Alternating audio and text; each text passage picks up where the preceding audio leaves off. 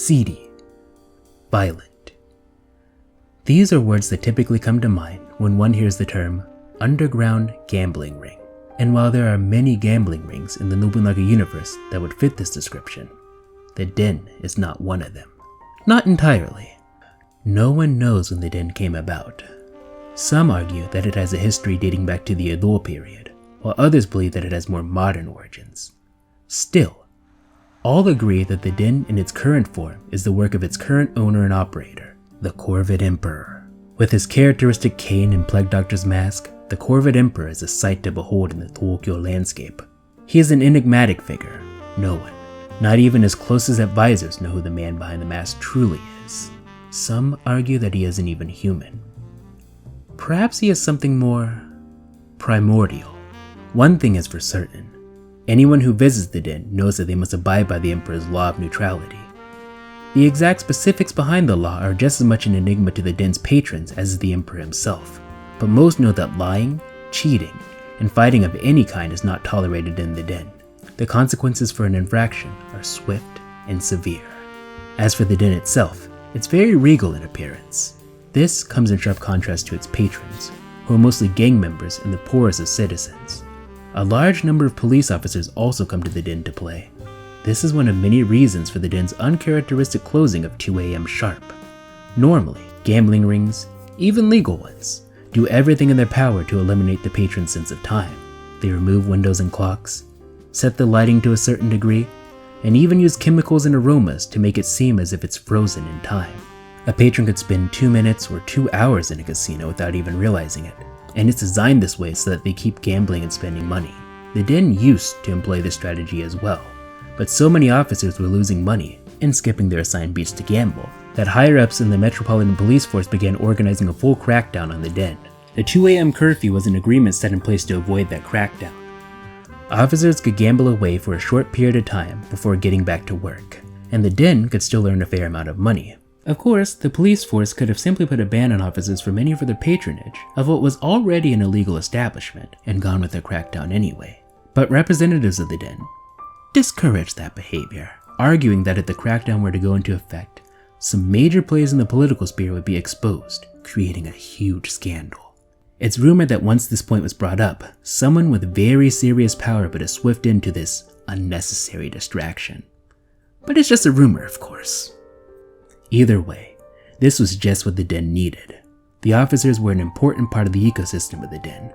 Their presence helped mitigate potential fights, even though, of course, officers could not arrest anyone at the Den, as that violates the Den's law of neutrality. And it added an extra layer of protection to the Den. With so many officers gambling, had the Metropolitan Police Force's plans gone into effect, it would have had to arrest and fire nearly half of its operatives. A lose-lose situation for all. So, justice had to fail to keep everyone happy. As far as access to the Den is concerned, anyone of age is free to come. There are no exclusive memberships, no secret hand signs, no passcodes. You just need enough money and enough luck. The exact location of the Den, however, is kept under wraps. To find it, you need to know someone who knows, and not everyone is willing to tell. With that being said, bribery can go a long way.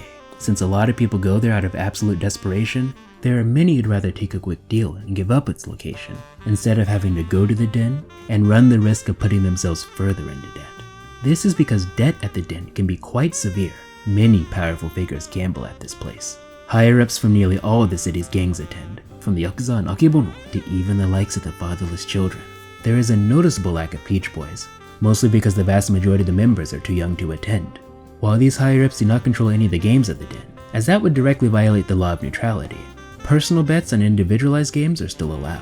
For example, if someone plays a game of Go with an Akebono member, and they lose a significant amount of money to them, they are considered not just in debt with that member, but with the gang as a whole. Additionally, a lot of people come because of the last chance clause that most gangs allow for their debts.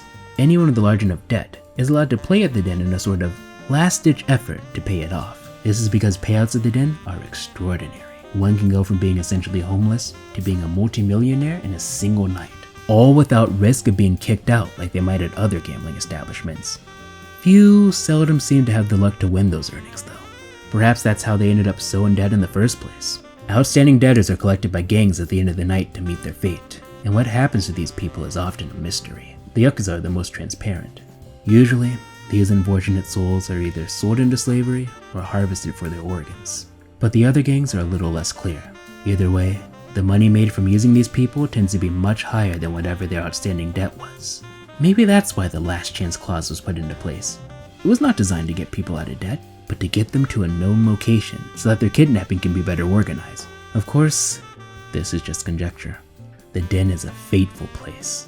It lures you in with its high-class scenery, its aura of elegance. But beneath this gilded veil lurks something much more sinister. It is to be absolutely avoided. Winners receive extraordinary funds, but the costs outweigh the benefits. Still, depending on the night, you might get lucky, and perhaps then it'll all be worth it. Right?